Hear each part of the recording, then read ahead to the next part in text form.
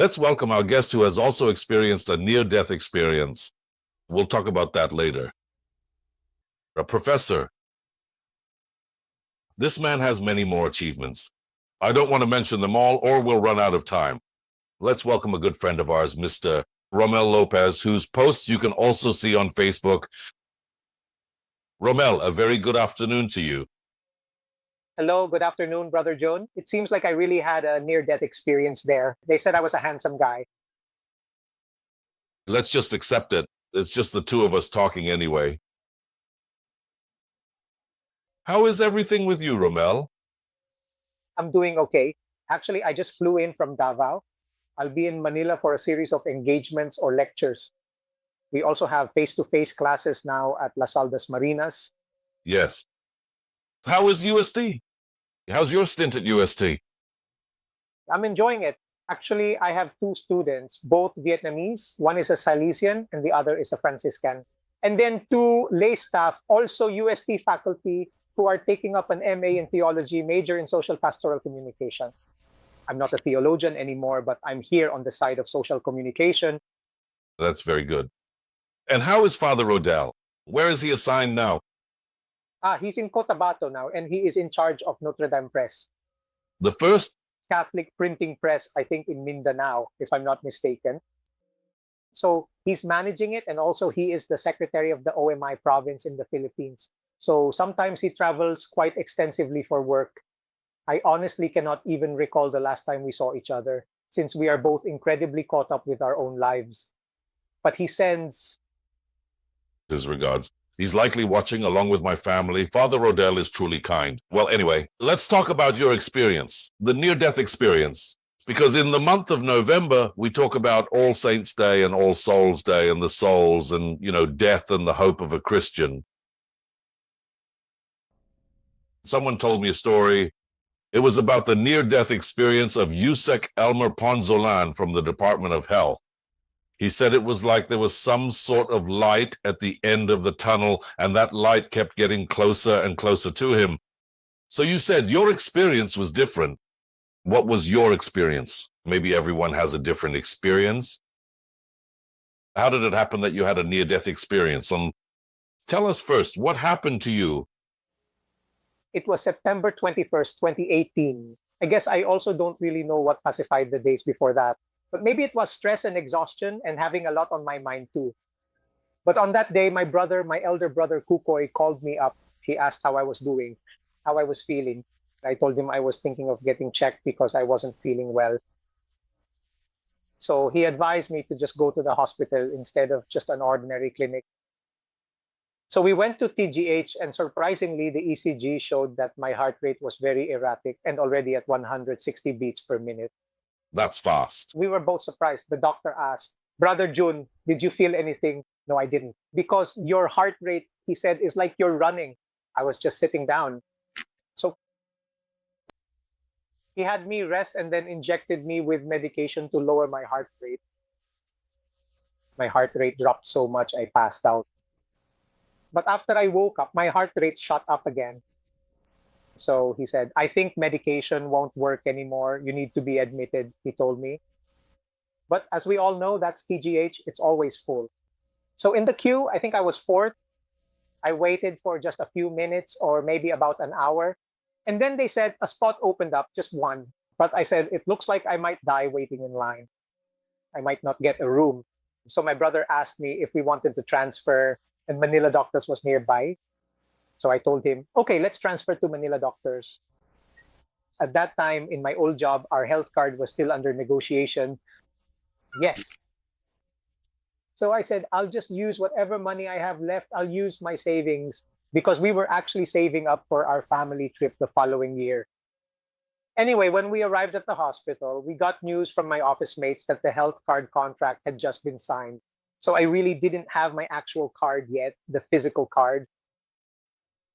It's like a miracle that on that very day, the card, or rather, that contract arrived. So when I got to Manila Doctors, they ran the tests again. The same test that they did on me at PGH. So they saw it, they took my blood. I was even the one who filled out my forms, everything. I was already starting to feel some pain then. I was feeling different already. So they drew blood. And then when the technician arrived to hook me up to the ECG again, I lay down. And then he read the ECG and it seemed like he thought it didn't look good either. So my mother was with me then in the emergency room. So since I was lying down, I said I was getting sleepy because it felt peaceful around me. She said, go ahead and sleep. That's the last memory I had, Brother June. At that time, I didn't know that I had actually died because what I felt then was that I was just very, very tired and I fell asleep. I just closed my eyes. I told Father Jojo Cirudo when he visited me in the ICU, I said, Father, is that what it's like to die? I said, it's so peaceful. I just closed my eyes and there was nothing. I did not feel anything. But my mother said that when she told me, go ahead and sleep, I'm just here. She was surprised because she was sitting beside me and I dropped my cell phone because I was still on Facebook at that time. My cell phone fell and then she noticed that I was having convulsions. My eyes were rolling back and there was foam coming out of my mouth. She immediately screamed and the nurses and doctors in the ER came running. And then they were shocked because as soon as my convulsions stopped, I was completely limp brotherhood. My whole body was dark and extremely cold. That's why they were surprised because even with pork meat, when it's just been slaughtered, it's still warm, right? Yes, yes. They said I turned completely violet and then after a few moments, I turned completely black. My doctor told me when I regained consciousness that I was still conscious before my cardiac arrest and seizure, even though my blood oxygen was already dangerously low. So, yeah, right. We all became aware of blood oxygen levels because of COVID. Yes, this ongoing thing, right? But in my case, he asked me, didn't you feel anything? No, doc, at that time, I didn't feel anything. I just felt sleepy, that's all. He said that when your body suddenly turned dark, that really meant your oxygen was dangerously low. A severe lack of oxygen. There really wasn't any left. So I flatlined, and then the doctors tried to revive me, according to the doctors and even my nurse. Because the nurse who assisted me and revived me in the emergency room was the same nurse who was later assigned to take care of me in the coronary care unit at Manila Doctors Hospital. She told me this because I was intubated at the time. So she said to me, we were talking and I was writing on paper. Then she described to me what happened. She said, Sir, you were out for 6 minutes. So I was shocked. You were completely flatlined for 6 minutes. The doctors didn't stop trying to revive you with CPR and even with the defibrillator. I even noticed something on my chest, like a burn mark, because the shock I received was that strong, just to revive my heart. When Father Jojo asked me, he went to my bedside and then he prayed over me, anointed me, and even prayed a prayer of deliverance. Because something supernatural happened to me. He asked me what I saw, like the light at the end of the tunnel. I didn't see Brother June. I saw something different. And I thought I was dreaming at that time because I just fell asleep. So I said, oh no, maybe I'm having a nightmare. I saw myself flat, not head first, then the feet going down. I felt like I was in a very, very big body of water, like a pool. But when I looked down, it was very, very dark, completely dark. And You were floating? yeah, I was floating and then slowly I was sinking into the water. And then I was struggling to get out of the water. I couldn't get out. So I was already drowning. And then I clearly saw someone walking on top of the water. And then when I looked at him, it was Jesus Christ. really? Maybe others would say something else. Maybe they'd say it was someone else. Maybe I just imagined it. I just imagined it. Yeah. Yeah, I clearly saw him because I saw his feet. I even saw a painting that clearly resembled what happened to me. That's why I got goosebumps because I remembered that painting. I saw that painting. So when I saw him, I started shouting. I said, Lord, save me, save me. He was smiling at me, looking down from the water. He tried to reach out his hand like this to get me. I couldn't reach his hand because I was slowly sinking. I shouted again, Lord, help me, please. Please take me now. I reached out to him like this. He reached inside his pocket. He dropped the rosary. He was holding the rosary. When the cross of the rosary fell, it wobbled like this slowly. It didn't sink right away. Yes, okay. It kept moving like that. So when it got close to my hand, I grabbed it. After I held that rosary, he pulled me up. And the next vision I had was I woke up on the emergency room bed struggling. They said I was thrashing around according to my brother and my mother.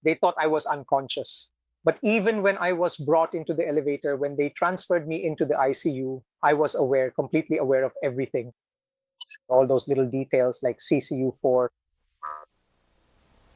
I realized later when I was inside the hospital room, there were no visitors, no people around. I think it was a Sunday, so no one was allowed to come in. I tried to look around and I thought, oh, I thought the thing above the head of my bed was a fluorescent lamp. It turned out it was a window. So it was the sun shining down on me. And then I gathered all my strength to turn around and I saw what was behind me, as well as the machines attached to me. It was a sign, Brother John. There was a sign, a signage with my bed number. I was shocked when I saw it said CU4. It was clearly what I saw when I was supposedly in the middle of walking into the room. It's hard to believe. It's like it was just a dream, right? Something like that. But there was one thing that confirmed it for me, because some people, some doctors told me, you know, Brother June, he said, when a person is about to die, if you're beside them, the very last sense they lose is their sense of hearing. So you can still talk to him, you can still tell him you love him and pray and things like that. That's the very last thing to go. You confirmed that with your story just now. Now, what lesson did you learn? What stayed with you from that scene, Ramel, where you felt like you were drowning and then you saw the face of Jesus? You saw Jesus walking on the water? What lesson did you learn? What stayed with you that day? What was God trying to tell you? You know, Brother John, at that time when they were reviving me in the hospital bed, my wife was praying the rosary back home in Davao. She got a call from my husband. And because I make my own rosaries, I gave her a rosary that I made myself. So when I was finally discharged and we were preparing to go back to Davao, I saw her and we prayed the rosary together before going to sleep. And then I saw the rosary she was holding. So I was surprised. I said, oh, that's not the one I made. She said it was a gift from her sister who went to Rome on a pilgrimage. That was her souvenir from the trip. So it was my first time seeing that rosary. And remember the last words I kept saying, Brother John, just Ave Maria. It all made sense, even the rosary that Christ used to pull me up from the water. Because when I held her rosary, I looked at the crucifix and then I looked at the center medal. You know the center medal, right? Usually it has an image of Mama Mary or the Pope or the Sacred Heart. But this one isn't front and back. Only the front has an image, the back has a prayer. So I flipped it to the back and then I was surprised. There were words engraved. And you know what? The words engraved on the back of the center medal that my wife used to pray the rosary while I was being revived. The words engraved at the back are Ave Maria. Amazing, right? Gives you goosebumps, doesn't it? So when I saw it, I looked at my wife because it seemed like she hadn't noticed it. She hadn't seen it. So we looked at each other and then we just cried. We both cried. I was shaking too. I got goosebumps when I discovered it. You know, that specific scene we were just discussing, I'll tell you something really interesting about it. This man, Willie Leong, you know the one I mean. He is quite a remarkable character in this whole story. Hey, Willie. Yes. I have one of his works, Our Lady of Hope, right?